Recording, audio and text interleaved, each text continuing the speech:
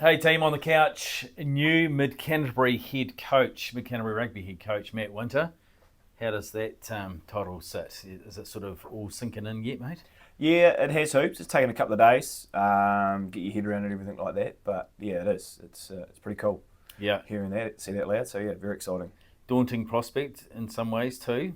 Yeah, to a degree. Yeah, it certainly is. It's just once it sort of starts sinking in, you start realising the gravity of the whole thing.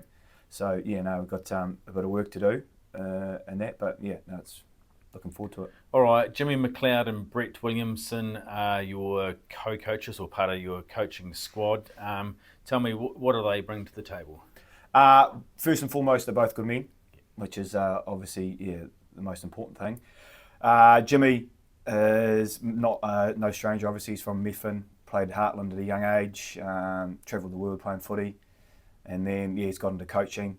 Very, very good at what he does, set piece and that sort of thing. And those sorts of coaches are hard to find, and ones that know what they're talking about are even rarer. So no, very, very lucky to have him on board. And Brett and Jimmy have worked together previously in the Crusaders junior program, and Brett comes to us from Christchurch. He's coached at New Brighton, Colts and seniors, and he's also done in the middle of doing some work with St Andrews First 15. So yeah, pretty lucky to have blokes of those calibre alongside me. So yeah. No, I suppose it's good to have a clean sweep as well, because then you can, when you're setting cultures and all those sort of things, there's not any carryover or any baggage. It's all new ideas, isn't it? Yeah, it's all fresh and it's all out. It's all us. Yeah. Obviously, got nothing but respect and everything that from what's gone before us. We're a proud union and successful union and that, and you've got to respect and revere that. But yeah, we need to,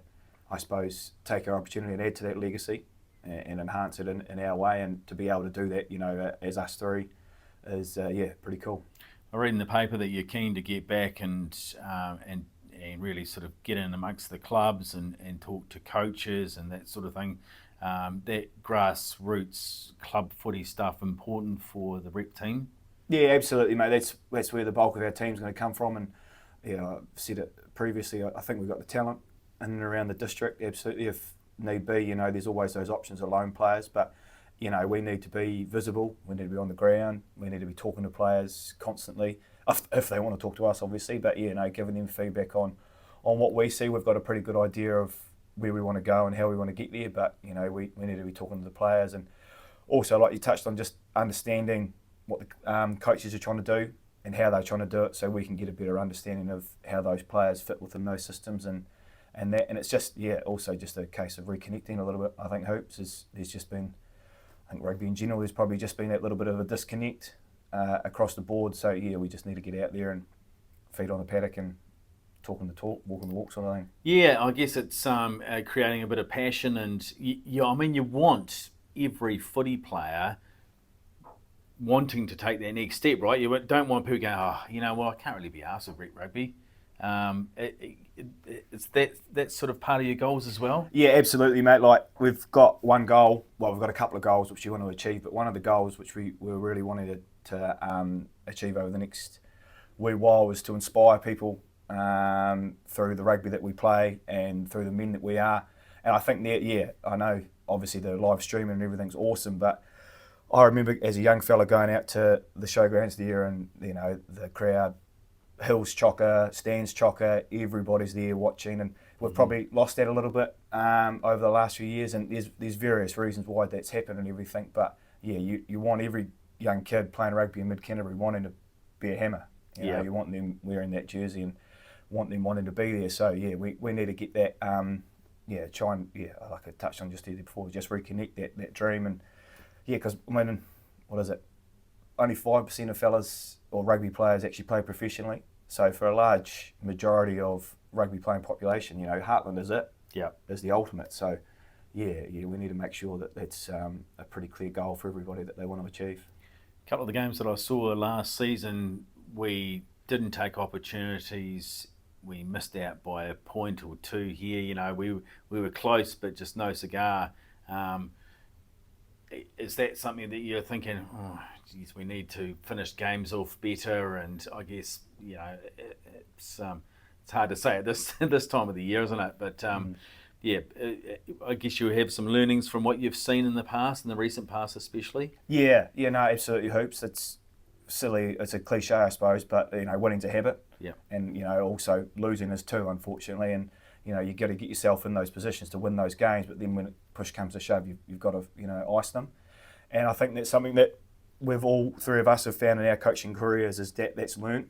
And that's something that you've just got to keep working on, and it'll take time. But it's just that shift in mindset and those sorts of things, and those little wee 1%ers where the bounce of the ball or decision making and all those sorts of things. And if we can start, getting a little bit more clarity on that, on what we do and how we do it, then a lot of those results I think go the other way. Yeah. Do you think you feel like you created that at Celtic? I mean, there's a wee bit of history there, wasn't there? Winning both competitions and, geez, big games where the boys could have easily thrown the towel in, but there was just plenty of fight and and an urge to win, wasn't there? Which was great. Yeah, I think we did. Hoops, we managed to work it. It took some time. It didn't happen overnight. Like I was part of it when I played, and then obviously when we took over as coaches as well, we were a team that used to find ways to lose. We'd get ourselves in winning positions, and we'd manage to find a way to lose. Whereas this season, it all sort of clicked a little bit, and we found ways to win. And again, that just comes back down to not so much ability or talent or anything like that, but just keep working on that top 2 inches and being able to know what you need to do when you need to do it, and which rain to pull and everything. And yeah, we were lucky we got that. But it was hard work. But it's just one of those things, and the harder you work at it, the better you get. So yeah. Yeah. I certainly hope with what you want to achieve as far as Connect goes flows through the clubs, because I think back to the 80s and when we had Allenton sides winning the Waters Cup, and now they're playing Senior B. We're struggling for numbers, and if we can, it's about those. I know we're strong, young JAB.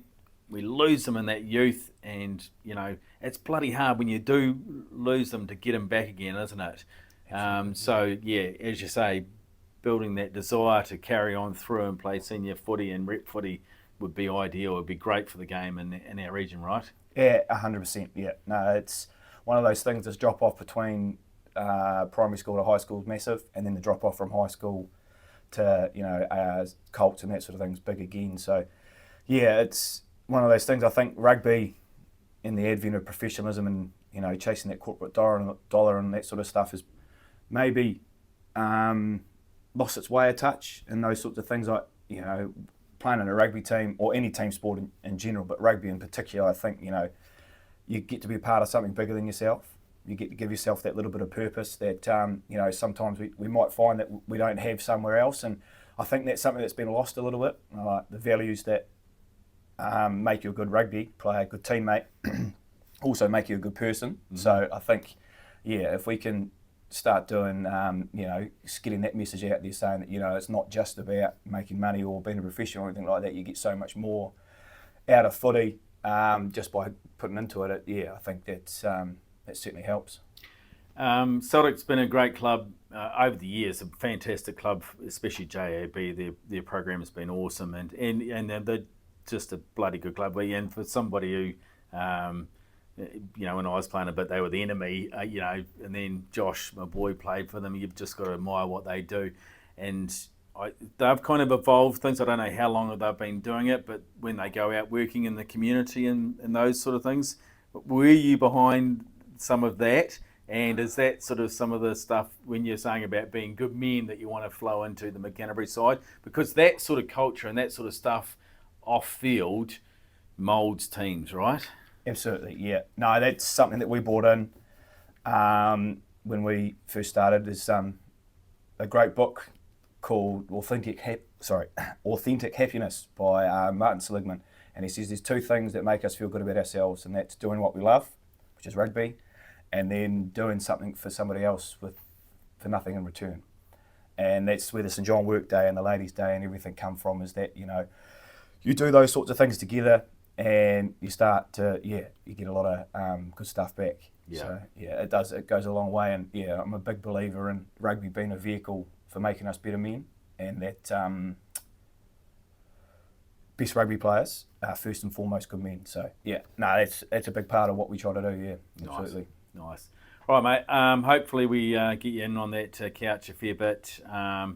Yeah, once the season kicks off, obviously, but leading into it, have you sort of where you at? What are you doing now this time of the year? Planning. Yeah. Planning. So we've got a meeting with Tanya and on Monday just to start talking about dates and how everything fits in and everything like that. But the good thing is that Jimmy and Brett, you know, their experience that they've got, they bring a lot to the table. So, you know, Brett's going to take charge of defence side of thing. Jimmy's going to take the set piece.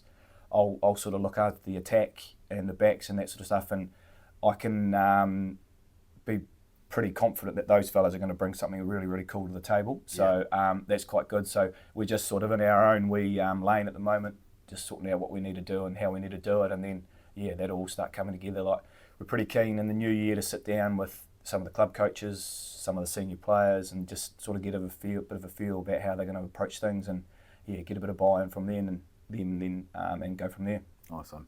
Congrats once again, mate. Awesome. Cheers, Hoops. Cheers, mate.